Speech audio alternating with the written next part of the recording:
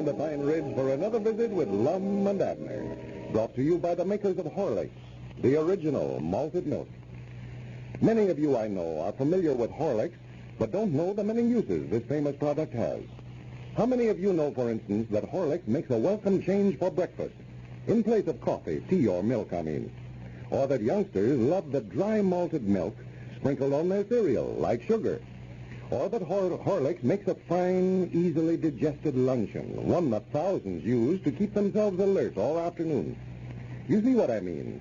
There are scores of uses for this delicious malted milk. Every day we get many letters from users of Horlicks telling us new ways to enjoy it.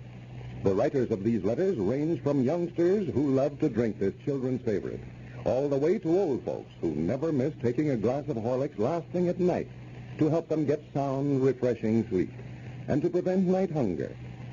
If you haven't had any Horlicks recently, get a package from your dealer in either natural or chocolate flavor. And now, let's see what's happening down in Pine Ridge.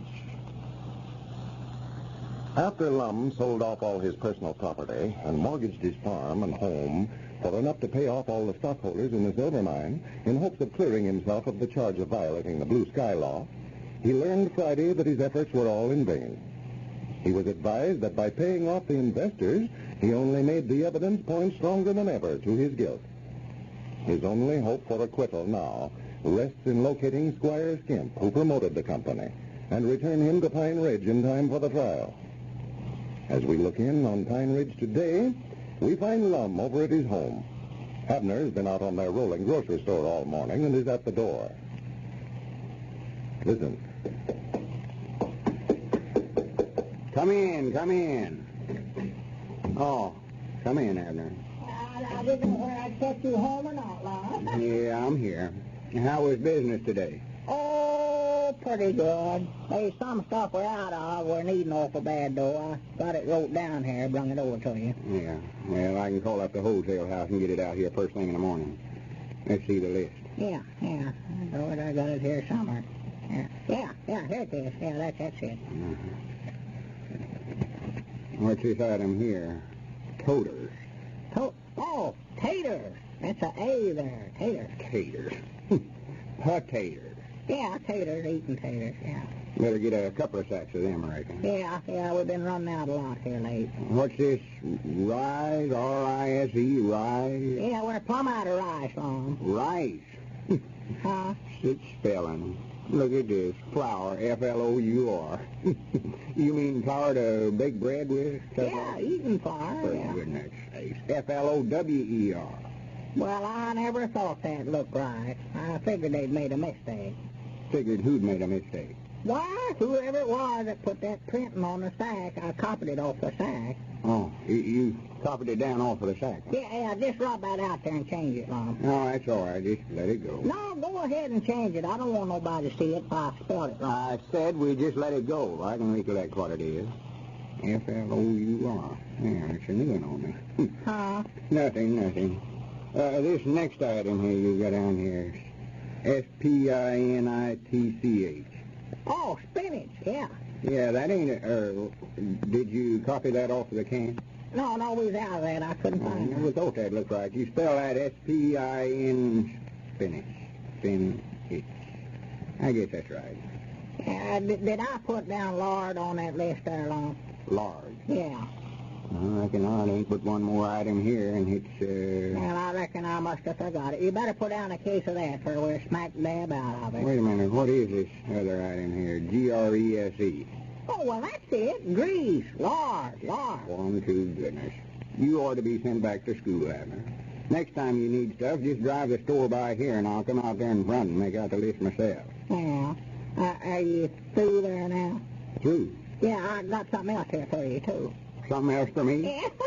I brung a book over for you. Well, much obliged to you. There's mighty thoughty of you. It ain't a present, Lum. I just brung it over for you to read. Oh, yeah, much obliged. How to become a great detective. Yeah, don't you know I ordered that for myself when I was first elected constable. Oh, yeah, I thought I recollect seeing this thing before summer. I figured maybe you'd like to read up on it, how to disguise yourself, to where folks won't know you. disguise myself up to where folks won't know me. Yeah, dress yourself up like an Indian chief and wear big whiskers and stuff like that. I know what disguising is, but what would I want to do it for? Well, you want to catch Squire Skimp, don't you? Why, sure, but I don't Well, that's the way detectives does, Lum. They disguise themselves up to where nobody won't know them, and then they can slip up on them and catch them. That's what the book says. That's what it's got wrote in it. Well, it ain't going to help none for me to disguise myself. Well, I think you're the one that's supposed to wear it. You or Squire Skimp. No, it's you, Lum. I know that's what it says, or reads. So, see, if Squire was to dress up like the Indian, why, you wouldn't know him, see? And you're the one that's trying to catch I know, Abner. But if Squire ain't in town, it ain't going to do no good to go around in no disguise looking like an Indian. Well, of course, there's lots of other things you could do besides the Indian. I just happened to think of that. You could dress up like Santa Claus. That'd fool him. He wouldn't be looking for him, especially this time of year. No, nobody else would neither. No, that's what I say. You could fool everybody. You can get some of the craziest ideas in your head I ever seen. Well, let's see. I tell you what'd be a good one. Get yourself a bear outfit. Bear outfit? Yeah. What kind of a get-up that? Why, make yourself look like a bear. Oh, for goodness sake. You can get that bearskin rug from Uncle Henry Lunsford. Don't you recollect he won first prize at the masquerade party in it one time? Yeah, I'd look fine running around town here dressed up like a bear. Well, I bet you nobody wouldn't know it was you. Yeah, and somebody about to take a shot at me with a load of buckshot, too. Make that bearskin look like a sieve. Oh, well, I don't think Uncle Henry'd mind. They don't use it no way, though. Oh, but what about me? I'd be on the inside of it. Yeah, that's right, yeah. Of course, we could tell everybody not to shoot at you. Not to shoot at. Yeah, trouble with that, though, they'd know who it was, wouldn't it? Well, let's see now. I'd find me up a tree somewhere with a pack of hounds sitting around trying to get at me.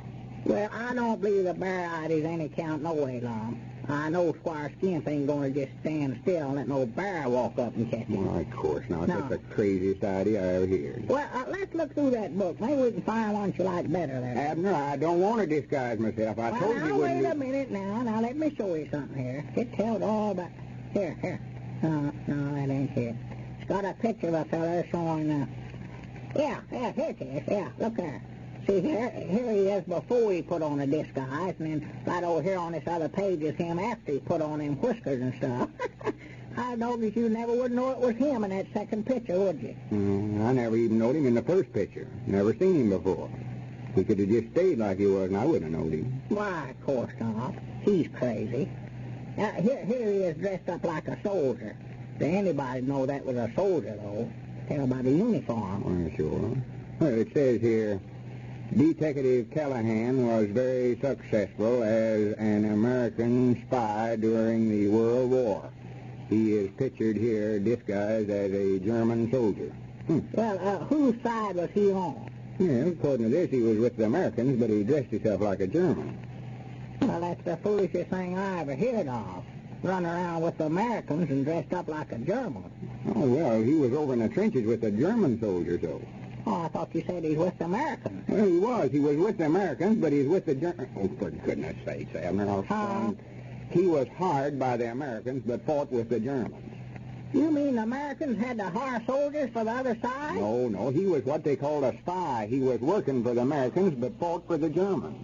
Well, I'll be dead blamed. Now, that's appreciation for you. Us a-hiring him over there fighting for them. Well, that's what they wanted him to do. They wanted him to? He was finding out the German plans and sending them back to our side. We couldn't have got along tall without fellas like him. Well, we did do it.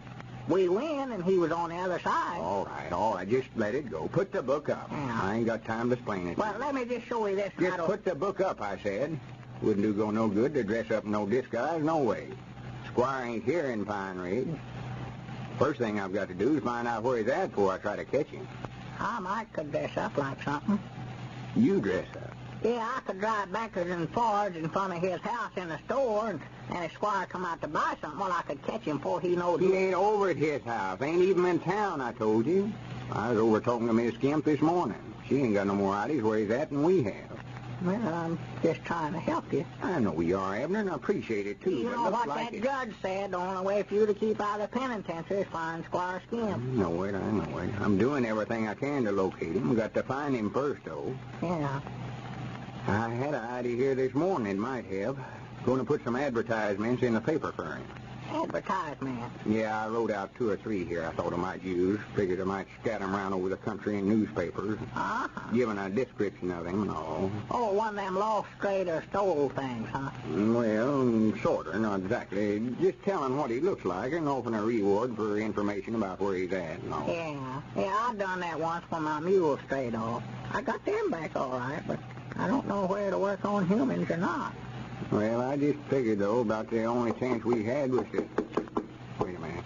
Come in. Well, yeah, howdy, Dick. Come in, Dick, come in. Yeah, Lum, I've got some good news for you. Good news? Yeah, I want to show you something here. Look at what came in the mail a while ago. Well, nice of you to bring it over, Dick. I could have come down there. Wait a minute. This is the wrong letter. This ain't for me, Dick. This is for Miss Skimp. Yeah, but look at that return address on the envelope, Lum. Huh? Look there in the corner. Oh. After 5 days, return to M.K. Skimp in care of General Delivery, Tulsa, Oklahoma. Well, I'll be dead blame. That's Squire. Sure it is. And he's in Tulsa. Granny's, I know'd relocate him, will you? Well, if Squire is in Tulsa, Oklahoma, maybe Abner's detective book will come in handy after all.